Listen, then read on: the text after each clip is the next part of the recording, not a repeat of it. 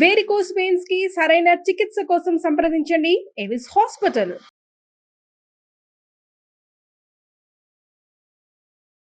నమస్కారం, welcome to Suman TV. నేను గీతాంజలి. ప్రస్తుతం మనతో పాటు ప్రముఖ జ్యోతిష్యులు బ్రహ్మశ్రీ నందిభట్ల శ్రీహరి శర్మ గురువు గారు ఉన్నారు. వారితో మాట్లాడదాం. గురుగారు నమస్కారం అండి.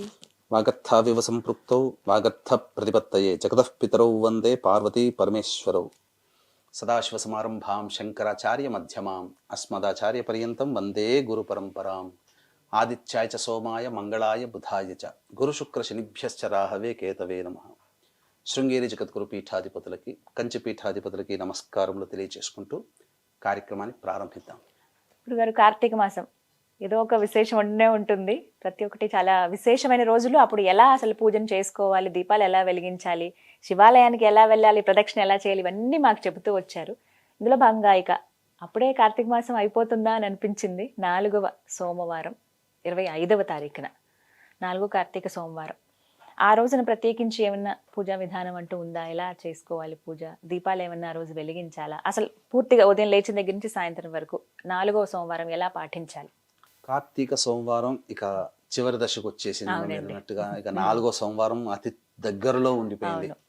అంటే ఇన్నాళ్ళు వరకు కూడా పరమేశ్వరుని ఆరాధనలో తరించిపోయినటువంటి భక్తజనానికి అయ్యో ఇంత తొందరగా ఈ కార్తీక మాసం అయిపోతుంది, ఇక మిగిలింది ఒక్క సోమవారమే కదా అని చెప్పి ఇంకా అత్యంత భక్తి ప్రపత్తులతో ఈ యొక్క కార్తీక సోమవారాన్ని జరుపుకునే వాళ్ళు కూడా ఉన్నారు.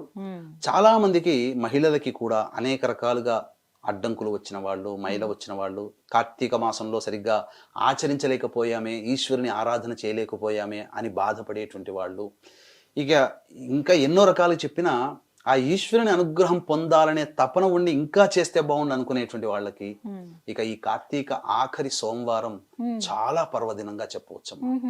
ఎందుకనంటే ఇక దశమి తిథి, ఆ రోజున కృష్ణ దశమి తిథి, పైగా రవి నక్షత్రమైనటువంటి ఉత్తర నక్షత్రం ఉన్నటువంటి రోజు సోమవారం అవ్వడం అంటే రవిచంద్రుల సమాగమం. సోమవారం చంద్రుడికి సంబంధించిన రోజు. ఆ రోజు ఉన్నటువంటి నక్షత్రము ఈ యొక్క ఉత్తర నక్షత్రం అంటే రవికి సంబంధించింది. దశమి తిథి విజయానికి సంబంధించింది. కాబట్టి ఏ సంకల్పంతోనైతే ఈ ఈశ్వరుని ఆరాధన ఆ 4వ సోమవారం రోజున చేస్తారో అటువంటి వాళ్ళకి ఆ సంకల్పంలో విజయం లభిస్తుంది. విజయాన్ని పొందాలి, ఈశ్వరానుగ్రహాన్ని పొందాలనుకునే వాళ్ళు కనీసం ఈ ఆఖరి ఇప్పటి వరకు ఈశ్వరుని దేవాలయం చూడలేదు అనుకునే వాళ్ళు కూడా ఈ కార్తీక సోమవారం ఆఖరి సోమవారం 25వ తారీఖు రోజున వచ్చేటువంటి సోమవారం రోజున చక్కగా ఎవరైతే ఈ ఈశ్వరుని ఆరాధన చేస్తారో వాళ్ళకందరికీ కూడా మంచి జరుగుతుందమ్మా. ఎందుకంటే శివానుగ్రహం అనేటువంటిది అతి దుర్లభమైనది ఏమీ కాదు. ప్రతి సామాన్య మానవుడు అనగా ఎరుకల వాడైనటువంటి తిన్నడు కూడా శివానుగ్రహాన్ని పొంది కైలాసం ముక్తి పొందాడు. కాబట్టి ఈ ఈశ్వరానుగ్రహం పొందడానికి కులమత విచక్షణ అంటూ లేదు. ఇతర మతాల వాళ్ళు కూడా ఈశ్వరుని ఆరాధించి పొందిన వాళ్ళు ఉన్నారు. మరి ఆ రోజున ఎలా చేయాలండి పూజ? ఒక చిన్న సందేహం అండి. కొంతమంది ఇప్పుడు ఆ రోజున ఉపవాసం ఉందాం అనుకున్నప్పుడు ఉదయం పూట వెళ్ళి దీపం వెలిగించేసి ఆ రోజంతా ఉపవాసం ఉంటారు. కొంతమంది లేదు, పొద్దునంతా ఉపవాసం ఉండి సాయంత్రం వెళ్ళి దీపం వెలిగిస్తారు. ఏది సరైన పద్ధతి? అలా ఉందా? మనకు శాస్త్రం ప్రకారం చెప్పబడి ఉన్నది ఏంటంటే ఉషః కాలము సంధ్యాకాలంలో ఖచ్చితంగా ఆ ఇంట్లో దీపారాధన చేయాల్సింది. కాబట్టి ఉదయాన్నే బ్రహ్మముహూర్తంలో మనం నిద్ర లేచిన తర్వాత కాలకృత్యాదులన్నీ తీర్చుకొని ఉదయం 4 to 5 మధ్యలో శివ పరివారం పటానికి చక్కగా పూలమాల వేసి అవకాశం ఉంటే శివలింగానికి అభిషేకం చేసుకోవాలి. అన్ని రకాల ద్రవ్యాలతో, ఎన్ని రకాల రసాలు దొరికితే అన్ని రకాల పళ్ళ రసాలతో ఆ రోజున అభిషేకం 4వ సోమవారం అత్యంత వైభవోపేతంగా చేసుకోవచ్చు. ఆ విధంగా అష్టదళ పద్మం వేసి శివలింగం పెట్టిన తర్వాత 3 తమలపాకులు పెట్టి ఆ 3 తమలపాకుల మీదుగా ఆ 3 తమలపాకులో పసుపు కుంకుమ పుష్పములు జల్లి, పుష్ప రెక్కలు లేదా పుష్పములు జల్లి అప్పుడు శివలింగం పెట్టి ఆ శివలింగానికి కనుక అభిషేకం చేయించిన తర్వాత, లేదా అభిషేకం చేసుకోలేని వాళ్ళు ఆ శివ చిత్రపటానికి నమస్కారం చేసుకొని ముందుగా గణపతి ఆరాధన చేసుకోవాలి. గణపతిని అన్ని వేళలా ఏ పని చేసినా నమస్కారం చేసుకొని గణపతి యొక్క అనుజ్ఞ తీసుకొని శివానుగ్రహం కోసం శివ సహస్రనామ పారాయణం అనేటువంటిది చేయండి. శివ సహస్రనామ పారాయణం. ఈ శివ సహస్రనామ పారాయణం చేసిన తర్వాత ఆ రోజంతా కూడా ఉపవాసం ఉండవచ్చు. ఉపవాసం లేని వాళ్ళు అనగా శరీర సహకరించిన వాళ్ళు భోజన పదార్థాలు తీసుకొని అనగా సాయంత్రం 5 గంటలకల్లా మళ్ళీ కాలకృత్యాదులు తీర్చుకోవాలి, స్నానం ఆచరించాలి. ఈ 5 గంటలకి భోజనానికి, 5 గంటల సమయానికి భోజనానికి మధ్య 4 గంటల వ్యవధి ఉండాలి. అంటే తీసుకున్న ఆహారం పచనం అయిపోవాలి, జీర్ణక్రియకి వెళ్ళిపోవాలి.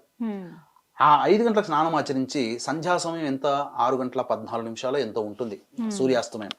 ఆ సూర్యాస్తమయానికల్లా దేవాలయానికి చేరుకొని ముందుగా నవగ్రహాల చుట్టూ శివాయ నమః అంటూ 27 ప్రదక్షిణలు చేసిన తర్వాత శివాలయంలో మారేడు దళాలతో కానీ, శంకు పుష్పాలతో కానీ, గన్నేరు పుష్పాలతో కానీ, నందివర్ధన పుష్పాలతో కానీ, చామంతి పుష్పాలతో కానీ, ఇలా ఏవైనా కానీ సకలమైనటువంటి పుష్పాలతో, పూజకి పనికొచ్చే పుష్పాలతో స్వామివారికి అర్చన జరిపించినట్లయితే తప్పకుండా శివానుగ్రహం కలుగుతుంది. ఆ రోజున ఆ విధంగా చేయాలి. ఇక ముఖ్యంగా శివాలయానికి ఉదయము సాయంత్రం వెళ్ళవచ్చునమ్మా. కాబట్టి ఆ రోజున శివాలయం చుట్టూ శివ ప్రదక్షిణ చేయాలి. ఈ శివ ప్రదక్షిణ సందర్భంగా మనం ఇదే సుమన్ టీవీలో శివాలయ ప్రదక్షిణ ఏ విధంగా చెయ్యాలనేటువంటిది మనం వీడియో చేసి ఉన్నాం. ఆ వీడియోని వీలైతే కింద డిస్క్రిప్షన్ లో ఇచ్చే ప్రయత్నం చేద్దామమ్మా. అది లింక్ అది క్లిక్ చేయగానే ఇప్పుడు వీక్షించేటువంటి ప్రేక్షకులు ఈ వీడియో చూస్తుంటారు కదా, కింద ఆ శివాలయ ప్రదక్షిణ ఇలా చేయాలి లేదా ఎలా చేయాలనేటువంటి యొక్క నియమం ఉంటుంది. ఆ క్యాప్షన్ ని మీరు క్లిక్ చేస్తే ఖచ్చితంగా ఆ వీడియో మీరు చూస్తారు. ఆ వీడియో చూసిన విధంగా శివాలయ ప్రదక్షిణ చేస్తే, ఒక ప్రదక్షిణ చేస్తే అలా 10,000 పర్యాయాలు శివ ప్రదక్షిణ చేసిన ఫలితం కలుగుతుంది. కాబట్టి అత్యద్భుతమైనటువంటి మహిమాన్వితమైనటువంటి ఈ శివ ప్రదక్షిణని ఖచ్చితంగా తక్కువలో తక్కువ కాకుండా 9 ప్రదక్షిణలు చేయాలి. లేదు ఇంకా శక్తి ఉంది 41 చేయండి, 108 చేయండి. 108 ఇంటూ 10,000 అంటే ఎంతమ్మా? 10 కోట్లు. అసలు ఊహించలేము. కాబట్టి అటువంటి ప్రదక్షిణలు మనం శివ ప్రదక్షిణ చేసినటువంటి ఫలితం వల్ల కలుగుతుంది. కాబట్టి అవకాశం ఉన్న వాళ్ళు ఈ విధంగా చేయండి, తప్పకుండా శివానుగ్రహం కలుగుతుంది. ఇక ఈ కార్తీక మాసంలో మిగిలి ఉన్నటువంటి ఆఖరి సోమవారం తర్వాత కార్తీక బహుళ త్రయోదశి రోజున వచ్చేటువంటి చతుర్దశి సమాగమంలో వచ్చేటువంటి మాస శివరాత్రి. ఇక తర్వాత వచ్చే అమావాస్య కూడా చాలా ప్రభావవంతమైనది. ఆదివారము అమావాస్య కలిసి వచ్చింది. కాబట్టి వీక్షించేటువంటి ప్రేక్షకులకి ఆదివారం అమావాస్య సందర్భంగా జాతకరీత్యా విద్య, వివాహ, ఉద్యోగ, దాంపత్య, సంతాన, అనారోగ్య సమస్యల నివారణకి మరియు వృషభ, మిథున, కర్కాటక, సింహతుల, వృశ్చిక, మకర, కుంభమీన రాశిలో జన్మించిన వారికి శనిదోష పరిహారార్థమై సర్వదోష నివారణ పూజలు, హోమాలు పర్ హెడ్ 1,500 రూపాయలకి చేయించడం జరుగుతుంది. అవకాశం ఉన్న వాళ్ళు కార్యక్రమ తదనంతరం కాంటాక్ట్ చేసి పూర్తి వివరాలు తెలుసుకోవచ్చు.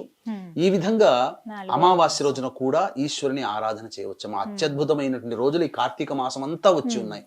ఇప్పుడు సోమవారం రోజు సాయంత్రం ఉపవాసం విరమిస్తారు కదండి, అప్పుడు ప్రధానంగా తీసుకోవాల్సిన ఆహారం అంటే ఏదైనా నియమం ఉందా? ఉపవాసాన్ని విరమించేటప్పుడు ఒకసారి శివాలయంలో అర్చన జరిపించుకున్న తర్వాత చంద్రుడికి నమస్కారం చేసుకొని ఇంటికి వచ్చి అభ్యాగతులకు ఎవరికైనా భోజన పదార్థాలు అందించి తాను భోజనం చేయవచ్చు. అన్నం అవి తినవచ్చు. ఉపవాసాన్ని విరమించేటప్పుడు లేదు, పూర్తిగా నక్తవ్రతాన్ని ఆచరించాలనుకునే వాళ్ళు ఆ రోజు ఈశ్వరునికి పెట్టినటువంటి నైవేద్యాన్ని భోజించవచ్చు. ఇంకా చెప్పాలి అని అంటే ఈ సూర్యాస్తమయ సమయంలో ఎవరైతే ఈశ్వరుడికి అన్నాభిషేకము జరుపుతారో ఆ అన్నాభిషేకం జరిపినటువంటి పదార్థాన్ని పడవేయకుండా కుటుంబ సభ్యులందరూ కూడా భోజనంగా స్వీకరించవచ్చు. తప్పు లేదమ్మా. అన్నాభిషేకం సర్వదా శ్రేష్టకరం. ఇంట్లోనే చేసుకోవచ్చు. అలా అన్నాభిషేకం చేస్తున్నప్పుడు ఏం పఠించాలండి? శివనామాన్ని పఠిస్తూ అన్నాభిషేకం అంటే ప్రెషర్ కుక్కర్లో అయితే ముద్దగా అవుతుంది, గంజి వార్చినట్లయితే మల్లెపూలలాగా పొడి పొడిగా అవుతుంది. చల్లారిన తర్వాత ఆ విధంగా చేతులతో తీసుకొని ఇలా భస్మాన్ని ఏ విధంగానైతే అభిషేకం ఇలా చేస్తామో ఆ స్వామి వారిని కూడా ఇలా అభిషేకం చేస్తుంటే ఆ శివలింగం మీద పడుతున్నప్పుడు సందర్భంలో శివ శివ శివ శివ అనుకుంటూ చేయాలి. ఈ విధంగా శివాభిషేకము ఈ విధంగా చేయడం వల్ల ఈశ్వరుని యొక్క సంపూర్ణమైనటువంటి అనుగ్రహం కలుగుతుంది. ఎందుకంటే కలియుగే అన్నగత ప్రాణః అంటే మానవుడి జీవితం అంతా కూడా అన్నం మీద ఆధారపడి ఉంటుంది.